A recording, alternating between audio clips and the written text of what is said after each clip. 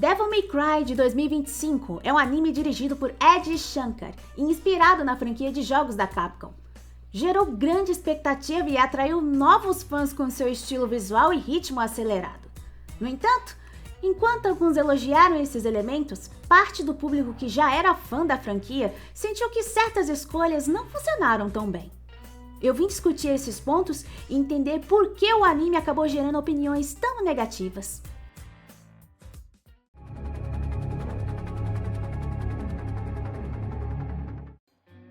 O anime introduz regras de poder que são frequentemente quebradas, especialmente no caso de Dante, que começa praticamente invencível, mas é enfraquecido pelas armas da Dark-kun. Além disso, há momentos forçados em que a Lady, uma humana, parece estar no mesmo nível que ele, algo que nos jogos se encaixa na personalidade despreocupada do protagonista, mas aqui não é o caso. O foco da história parece estar mais em Mary, que no anime ganha habilidades exageradas, como sentir cheiro de demônios, mas ao mesmo tempo falha em perceber ameaças óbvias. No fim, ela é responsável por derrotar vários monstros poderosos, deixando claro quem é o verdadeiro destaque da trama. Ed Shankar, o diretor, traz sua influência para o roteiro, agradando nichos específicos. Como já era esperado, sua abordagem gerou divisões entre os fãs. Embora a recepção tenha sido mista, esse é o produto final com o qual os fãs tiveram que lidar.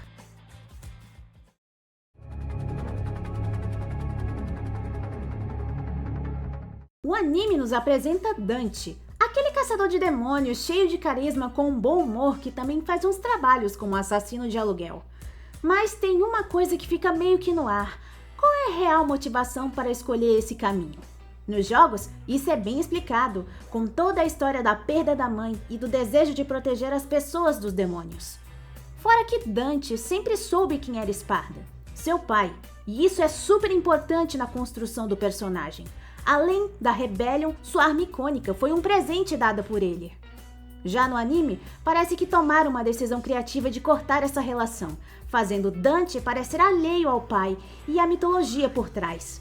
Para quem é fã da franquia, isso acaba deixando um buraco no personagem. Sparda é uma peça-chave da história de Devil May Cry, e esse lado emocional que dá profundidade ao Dante nos jogos simplesmente não está lá.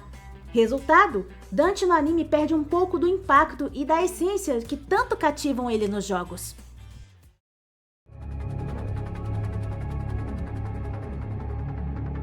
Mary Ann, também conhecida como Lady, é retratada de forma bem diferente dos jogos. Ela é uma agente de alto nível da Dark-kun. E sobre o seu passado? Bom, ele é mostrado, mas de maneira fragmentada e superficial. Nos jogos, ela busca por vingança e vai atrás de seu pai, Arkham, pelo que aconteceu com a sua mãe. Nos jogos, isso é crucial para o seu desenvolvimento. Mas no anime, isso praticamente não existe. Assim, como o significado da sua arma assinatura, Kalina En, que ela deu o nome de sua mãe.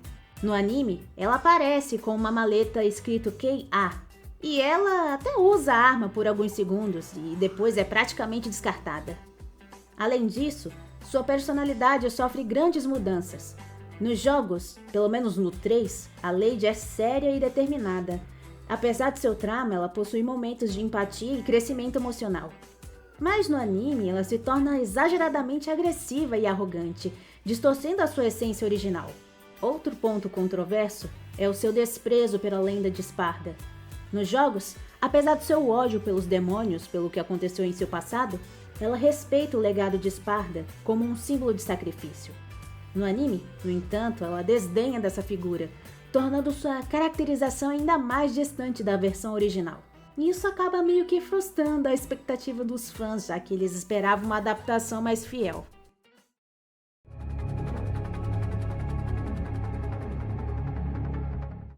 A Dark-kun é uma ligação inédita criada apenas para equilibrar os poderes de Dante, já que ele sendo meio humano e meio demônio, ele seria a entidade mais forte na Terra. Essa adição serve para oferecer desafios mais humanos e terrestres, mas para muitos fãs não funcionou tão bem, já que era esperado batalhas épicas no estilo dos jogos. A organização é liderada por Baines e tem conexões diretas com o exército americano. Embora essa abordagem possa ser vista como uma tentativa de trazer relevância ao contexto atual, para alguns fãs, ela pareceu meio que desconexa do tom de ação e fantasia que tem a franquia. Isso resultou em opiniões divididas sobre a inclusão da Dark Con na história.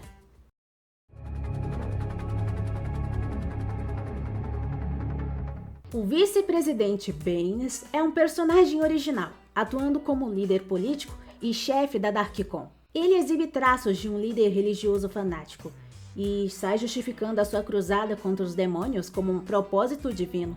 Embora tenha paralelos com vilões clássicos da franquia como Arkham e Santos, sua construção parece focada em uma crítica contemporânea que mistura religião e política. No entanto, essa abordagem é meio controversa, já que para alguns fãs o anime passa a impressão de estar generalizando e direcionando um ódio direto a certas religiões, perdendo a nuance presente nos jogos. Isso reforça a divisão de opiniões sobre a adaptação.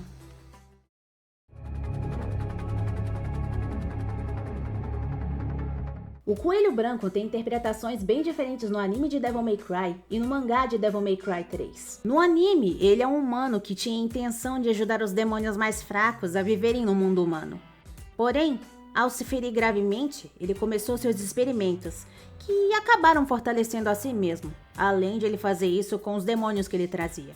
E sua história tem um desfecho amargo. Ao falhar em sua missão, ele devora outro demônio, sofrendo uma mutação grotesca, e no final ele é derrotado por Lady. Claro, com a ajuda do Dante, não podemos esquecer. Apesar de sua grande presença nos trailers e na temporada, o seu fim decepcionou muitos fãs, e claro, quem estava assistindo, por não ter um impacto tão relevante na trama. No mangá, ele apenas é um demônio comum, e acaba contratando Dante para medir sua força. E claro, ele dá uma missão de proteger uma garota chamada Alice. No final, ele luta contra Dante e quase morre. E Alice, a garota que ele pediu para proteger, implora por sua vida. Mas ambas participações têm um papel significativo, que é revelar a Dante que Virgil ainda estava vivo.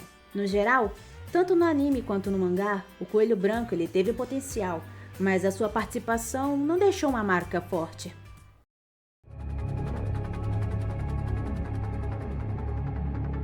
O universo de Devil May Cry e Bayonetta são compartilhados, e Enzo é um personagem que existe em ambos. Mas no anime de Devil May Cry, essa conexão não foi explorada. Enzo, assim como nos jogos, é um agente oportunista que arranja trabalhos para Dante e serve como alívio cômico. Teve uma morte inesperada no anime. Claro, alguns não viram sentido nessa morte. Uma possível razão para sua morte pode ser a introdução de Morrison, mas sua aparição em uma futura temporada do anime ainda é incerta.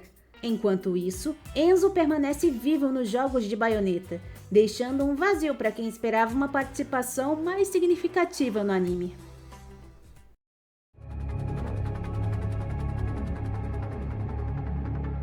Plasma é um subchefe de Devil May Cry 1. Ele foi adaptado para o anime, mas a sua representação é um tanto confusa. Ele alterna entre compaixão e violência, onde não dá para entender suas motivações. No episódio 1, ele rapta um bebê, mas ele o devolve para sua mãe no final do anime. Depois, mata humanos a troco de nada e tenta negociar paz com a Lady, mas no final, explode um prédio inteiro em protesto. Essa construção levanta questões polêmicas, sugerindo uma comparação entre demônios e terroristas, algo que nunca foi abordado na franquia. Nos jogos, os demônios seguem a lógica de sobrevivência dos mais fortes. Alguns personagens, como Sparda, Dante, Nero, Trish e Lúcia, mostram empatia pelos humanos. Mas, claro, são exceções. No fim, as escolhas feitas para Plasma no anime não se alinham com a essência tradicional de Devil May Cry. Uma abordagem que não agradou os fãs que esperavam uma conexão mais fiel com o universo original, ou pelo menos uma expansão dele.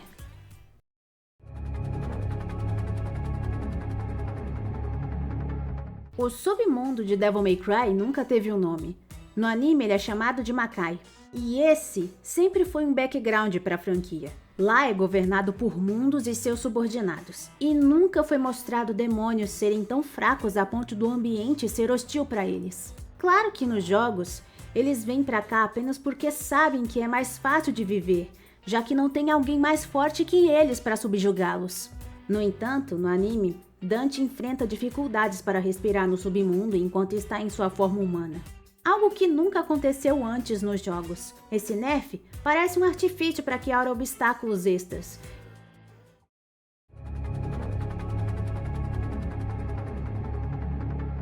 A presença de Nelo Ângelo é um dos pontos mais inconsistentes da história. Não só no anime, mas também nos jogos. Nos jogos, Nelo Ângelo é Virgil transformada em um servo de mundos contra a sua vontade após a sua derrota contra ele no final de Devil May Cry 3. Mas no anime, ele parece estar consciente disso. Ele alterna entre a sua forma de Nelo Ângelo e a sua forma humana. E isso afeta a essência original do Virgil, que nos jogos é movido pelo orgulho e a sua busca pelo poder. Ele jamais aceitaria submissão voluntária contra um ser mais forte. Por mais que o anime não seja canônico, essas alterações de personalidade de Virgil incomodaram muitos dos fãs dele. Isso remete a problemas anteriores com a Capcom, já que tivemos uma representação de Virgil em DMC Devil May Cry, onde ele foi retratado de forma rasa, um manipulador muito distante da sua versão original. Apesar dele não ser retratado como um herói nos jogos, que no anime está sendo, Virgil sempre foi direto e honesto com as suas intenções, o que foi distorcido nessas adaptações. O anime tem muitas falhas no roteiro, mas pode ser divertido para quem não se prende ao que o anime estabelece. A trilha sonora e as cenas de luta são pontos positivos, que lembram a sensação de estar jogando a franquia. Dante ainda continua garantindo bons momentos nas cenas de ação. Apesar das mudanças polêmicas, o anime pode acabar atraindo mais pessoas para conhecer os jogos. Como a Capcom não tem medo de arriscar a memória da sua franquia e dos seus fãs, a gente meio que já está acostumado com esse tipo de situação. E com a segunda temporada a caminho, o diretor prometendo que vai seguir sua própria visão, é provável que mais mudanças inesperadas aconteçam. O material original vai sofrer mais alterações ainda. E é isso! Se gostou do conteúdo, não esqueça de deixar um like e se inscrever no canal. Até a próxima! Fui!